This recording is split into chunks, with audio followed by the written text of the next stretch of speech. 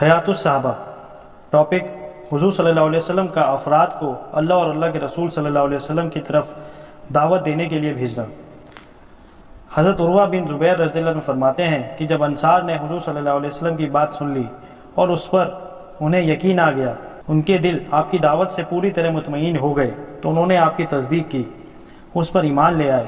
یہ لوگ سارے عالم کے لیے بھلائی اور خیر کا سبب بنے، اور انہوں نے اگلے سال موسم حج میں آپ کی خدمت میں حاضر ہونے کا وعدہ کیا۔ اپنی قوم میں واپس چلے گئے۔ حضور صلی اللہ علیہ وسلم کی خدمت میں یہ پیغام بھیجا کہ آپ ہمارے پاس اپنے یہاں سے ایک ایسا آدمی بھیج دو جو اللہ کو اللہ کی کتاب کی دعوت دے، کیونکہ آدمی کے آنے سے لوگ بات جلدی مان لیں گے۔ حضور صلی اللہ علیہ وسلم نے حضرت مصعب بن عمیر رضی اللہ تعالیٰ عنہ کو ان کے یہاں بھیج دیا۔ حضرت مصعب رضی اللہ عنہ قبیلہ بنو عبدالدار میں سے تھے۔ حضرت مصعب قبیلہ بنی غنم میں حضرت اسد بن زرارہ رضی اللہ عنہ کے پاس ٹھہرے، اور وہ لوگوں کو حضور صلی اللہ علیہ وسلم کی باتیں سناتے، قرآن شریف پڑھ کے سناتے۔ پھر حضرت مصعب حضرت سعد بن معاذ کے پاس ٹھہر کر دعوت کے کام میں لگے رہے۔ اللہ تعالیٰ ان کے ہاتھوں لوگوں کو ہدایت دیتے رہے، یہاں تک کہ انصار کے ہر گھر میں کچھ نہ کچھ لوگ مسلمان ہو گئے۔ ان کے سرداروں نے بھی اسلام قبول کر لیا۔ حضرت عمر بن الجموح بھی مسلمان ہو گئے، ان کے بت توڑ دیے گئے۔ حضرت مصعب بن عمیر رضی اللہ تعالیٰ عنہ حضور صلی اللہ علیہ وسلم کے پاس واپس چلے گئے۔ ان کو مقری پڑھانے والوں کے نام سے پکارا جاتا تھا۔ طبرانی میں حضرت عروہ رضی اللہ تعالیٰ عنہ کی یہ حدیث اور زیادہ تفصیل میں آئی ہے، اور اس میں حضور صلی اللہ علیہ وسلم کے انصار پر دعوت کو پیش فرمانے کا ذکر بھی ہے، جیسے کہ امر انصار کی ابتدا کے باب میں انشاءاللہ آئے گا۔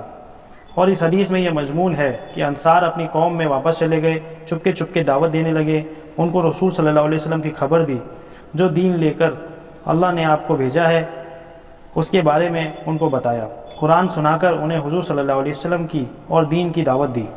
اس لیے انصار کے ہر گھر میں کچھ نہ کچھ افراد مسلمان ہو گئے۔ پھر انہوں نے حضور صلی اللہ علیہ وسلم کی خدمت میں یہ پیغام بھیجا کہ آپ ہمارے پاس اپنے یہاں سے ایک آدمی بھیج دیں جو لوگوں کو کتاب اللہ سنا کر اللہ کی طرف دعوت دے، کیونکہ آدمی کے آنے سے بات جلدی مان لیں گے۔ حضور صلی اللہ علیہ وسلم نے قبیلہ بنی عبدالدار میں سے حضرت مصعب بن عمیر رضی اللہ تعالیٰ عنہ کو ان کے یہاں بھیج دیا۔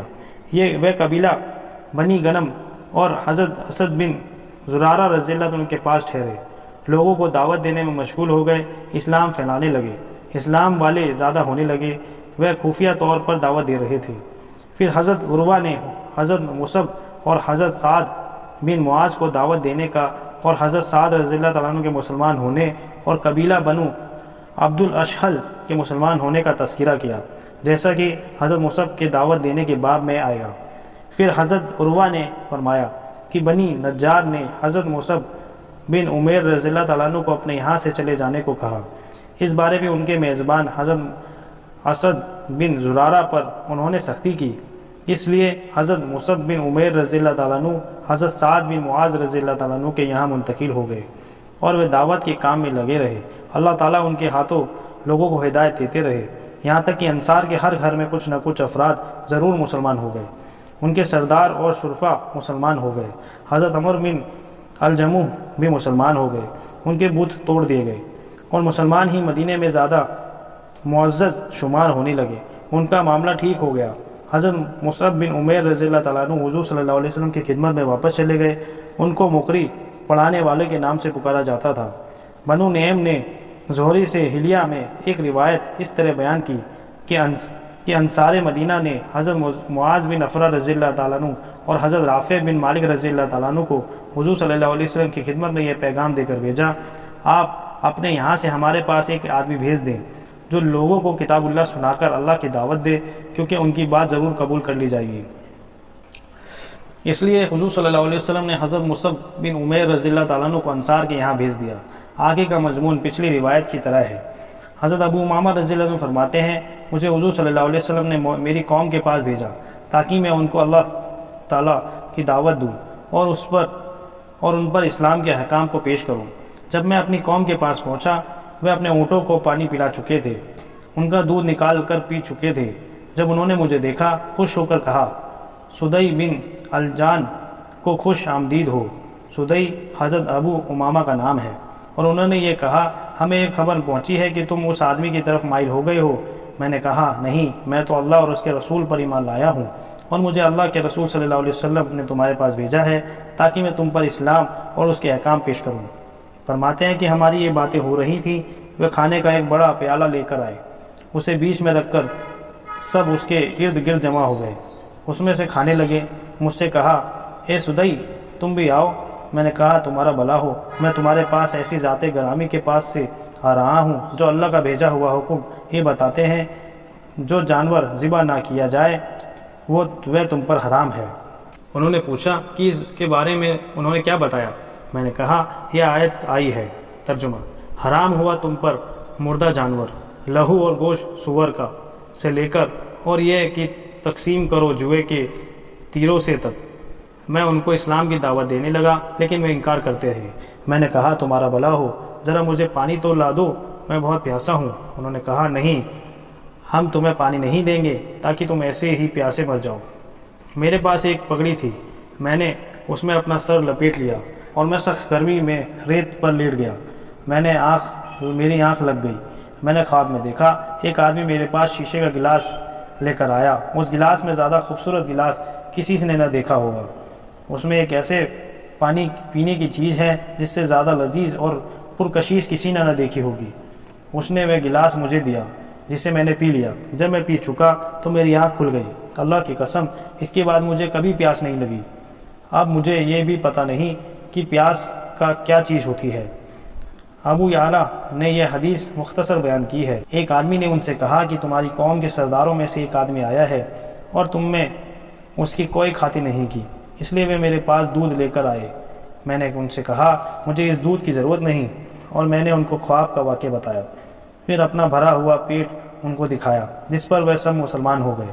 بہقی نے دلائل میں جو روایت نقل کی ہے اس میں یہ ہے کہ حضور صلی اللہ علیہ وسلم نے ان کو ان کی قوم باہلہ کی طرف بھیجا تھا۔ حضرت حنف بن قیس رضی اللہ عنہ فرماتے ہیں کہ میں حضرت عثمان رضی اللہ تعالیٰ عنہ کے زمانے میں بیت اللہ کا طواف کر رہا تھا کہ اتنے میں بنو لیس کے ایک آدمی نے میرا ہاتھ پکڑ کر کہا، کیا میں تم کو ایک خوشخبری نہ سنا دوں؟ میں نے کہا، ضرور۔ اس نے کہا، تمہیں یاد ہے مجھے حضور صلی اللہ علیہ وسلم نے تمہاری قوم کے پاس بھیجا تھا، میں ان پر اسلام کو پیش کرنے لگا، ان کو اسلام کی دعوت دینے لگا، تو تم نے کہا تھا تم ہمیں بھلائی کی دعوت دے رہے ہو، بھلی بات کا حکم کر رہے ہو۔ تو حضور صلی اللہ علیہ وسلم بھلائی کی دعوت دے رہے ہیں، تو حضور صلی اللہ علیہ وسلم کو جب تمہاری یہ بات پہنچی تو آپ نے فرمایا، اے اللہ، حنف کی مغفرت فرما۔ حضرت حنف فرما کرتے تھے، میرے پاس ایسا کوئی عمل نہیں ہے جس پر مجھے حضور صلی اللہ علیہ وسلم کی اس دعا سے زیادہ امید ہو۔ امام احمد اور امام طبرانی نے اس حدیث کو اس طرح بیان کیا ہے کہ حضور صلی اللہ علیہ وسلم نے آپ کی قوم بنو سعد کے پاس اسلام کی دعوت دینے کے لیے بھیجا، تو تم نے دعوت کو سن کر کہا تھا کہ حضور صلی اللہ علیہ وسلم بھلائی کی بات ہی کر رہے ہیں، یہاں تک کہ میں اچھی بات ہی سن رہا ہوں۔ پھر میں نے حضور صلی اللہ علیہ وسلم کی خدمت میں واپس آ کر تمہاری بات بتائی، جس پر حضور صلی اللہ علیہ وسلم نے فرمایا، اے اللہ، حنف کی مغفرت فرما۔ حضرت حنف نے فرمایا، مجھے حضور صلی اللہ علیہ وسلم کی اس دعا پر جتنی امید ہے اتنی اور کسی عمل پر نہیں۔ حضرت انس رضی اللہ عنہ فرماتے ہیں، حضور صلی اللہ علیہ وسلم نے اپنے صحابہ میں سے ایک آدمی کو جاہلیت کے زمانے کے ایک بڑے سردار کے پاس اللہ تبارک تعالیٰ کی دعوت دینے کے لیے بھیجا۔ دعوت کو سن کر اس سردار نے کہا، تم مجھے اپنی جس رب کی دعوت دے رہے ہو وہ کس چیز کا بنا ہوا ہے، لوہے یا تانبے، چاندی یا سونے کا؟ ان صحابی نے حضور صلی اللہ علیہ وسلم کی خدمت میں آ کر سارا قصہ بتایا۔ حضور صلی اللہ علیہ وسلم نے ان کو اس کے پاس دعوت دینے کے لیے دوبارہ بھیجا۔ اس دفعہ بھی اس نے وہی بات کہی۔ انہوں نے آ کر حضور صلی اللہ علیہ وسلم کو پھر بتایا۔ حضور صلی اللہ علیہ وسلم نے تیسری بار پھر ان کو اس کے پاس بھیجا۔